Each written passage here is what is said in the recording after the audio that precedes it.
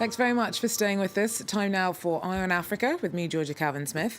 Tonight, 3 French peacekeepers are killed in Mali. Their troops are part of France's Operation Barkhane and die after their vehicle drives over a landmine in the north. Also, Taiwan cries foul after Kenya deports dozens of its nationals to China. Taipei believes Beijing put pressure on Nairobi in a bid to assert its sovereignty over the partially recognised state. And a head teacher in South Africa sues the government, saying that the school's not getting enough support. With almost 2,000 students trying to get an education, the institution's operating out of only a few classrooms. Well, first, France's president has announced the deaths of 3 peacekeepers in Mali. They were killed by a landmine in the northern town of Tessalit. The troops were part of France's Operation Barkhane, which is deployed across 5 countries in the Sahel to combat extremist insurgencies.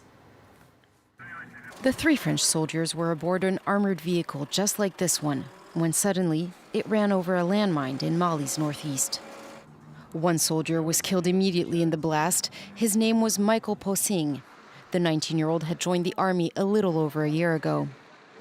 On Wednesday, François Hollande announced both his comrades had died from their injuries. The president of the French Republic has learned with great sadness that 2 more soldiers belonging to the 511th Regiment have died after their armoured car ran over a landmine in Mali on April the 12th. Their regiment is based in the city of Auxonne in eastern France, where the French flag has since been lowered at half-mast. According to the Ministry of Defense, their car was leading a convoy of around 60 vehicles traveling from Gao to Tessalit when it hit the mine. The troops were part of Opération Barkhane, under which France has 3,500 soldiers deployed across the Sahel region to combat the jihadist insurgency there. Their deaths brings to 17 the number of French soldiers killed in combat since the start of the French military intervention in Mali in 2013. Well, exactly 1 month since 19 people were killed in Ivory Coast's first ever terror attack, and the government's urged people of the town of Grand-Bassam to fight back against the extremist tactics by trying to return to normal life. The investigation into the bloodshed continues, with 83 people having been questioned so far. 16 have been found to have direct links to the beachside shootings. The main suspect is still at large, though, and the manhunt continues. We have managed to identify the source of evil for the Bassam attacks, and today we are actively searching for these suspects in Mali mostly. They have been identified, and that is very important. They can no longer lead the same life. Terror has changed sides. Now, on a state visit to China, Nigeria's president met with the country's premier in Beijing on Wednesday. Muhammadu Buhari and Li Keqiang say that their nations will be working more closely together on infrastructure projects in Nigeria, and Beijing's reportedly offered up to a $6 billion loan on this front. Now, Nigeria's been hit hard by a slump in oil prices and has recently been negotiating support from China's State Export-Import Bank. In the run-up to the 2-year anniversary of the killings of 276 schoolgirls from a school in Chibok, northeastern Nigeria, local officials have shown a proof-of-life video of their daughters to a trio of mothers. Taken by Boko Haram insurgents, the whereabouts of most of the captives remain unknown, and campaigners continue to demand more attention from the Bring Back Our Girls movement and the government asking it to do more to locate the students. Chibok is desperate for progress, and activists are calling for President Buhari to remember the plight of the lost youngsters. In Nigeria, we haven't forgotten, and we really implore the rest of the world to stay with us and support us. Every child must be safe in their schools, at least. If they're not safe, and there's nothing you can do talk about education. And without education, no country can develop. Persistent drought across much of southern Africa has seen Malawi and Mozambique sound the alarm over food security. Malawi has declared a state of national disaster as maize outputs estimated to be down 12% on last year because of the lack of water. Earlier this year, the World Food Programme warned that the country faced its worst food shortage in a decade. Mozambique's issued a red alert and released $9.5 million of emergency aid after some areas saw 90% of crops fail and thousands of cattle die of thirst. Kenya has found itself caught up in the middle of a battle of wills between China and Taiwan after 45 Taiwanese nationals were ordered to be deported to China. Now, they'd been accused of cyber fraud, but some of those who were being sent back had been acquitted of all charges by a Kenyan court last week. But despite orders that their passports be returned, the Kenyan government decided to send them to China.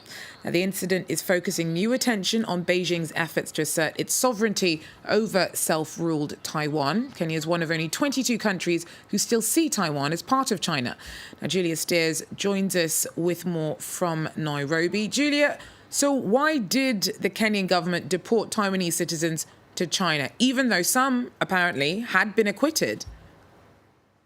Right. Well, Kenya's interior minister said that the matter is simple, that these were foreign nationals here illegally, and so they were deported. But at least 23 of these Taiwanese nationals were acquitted of all charges by a Kenyan court last week and given 21 days to return home voluntarily. Shortly thereafter, they were detained and then forcefully deported back to China. So clearly his story doesn't exactly add up.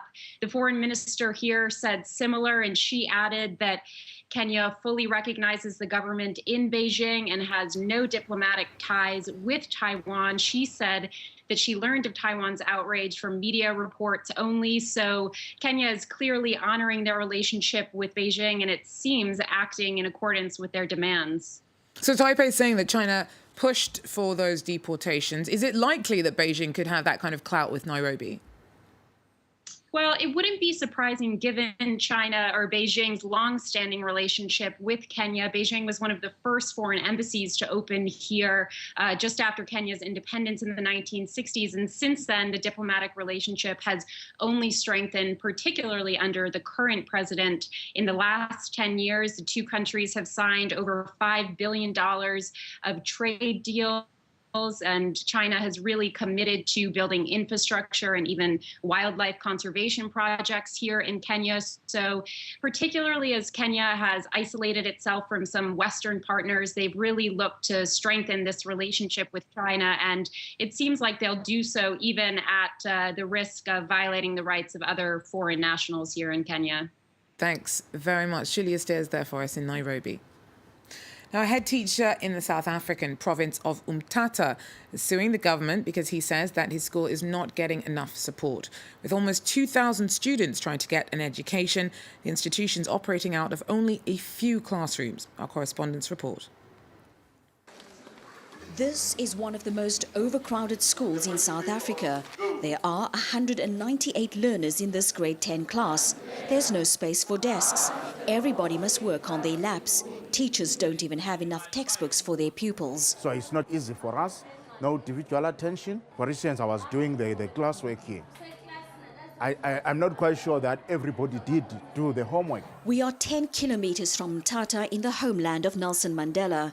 The school has more than 1,800 children and numbers are growing every year. No class has less than 80 pupils. The principal has been fighting for 10 years to get better infrastructure here. He also has 24 vacant teaching posts, but his pleas have been falling on deaf ears. Tired of waiting, the school board has decided to sue the Ministry of Education, saying it failed in its duties. If the department cannot provide the service that they are charged to render, then the only way, the only recourse that one can take is to take the department to a place where they will be forced to render the service. The school's threat has been effective. A few weeks after filing court papers, bulldozers arrived to prepare for renovations. The temporary structures will be ready next month, but the principal won't drop his legal action. He's continuing his fight for better infrastructure. I'll put on more fight. In fact, in 1955, the people of this country met in Kliptown and they said doors of learning shall be open. Which doors are we going to open if there are no schools? Vuyani Langa won the award for Best Leadership last year. Against all odds, his school has still managed a 100% pass rate. Well, that's it for Eye on Africa. Thanks very much for joining us, and please do so again if you can. Take care.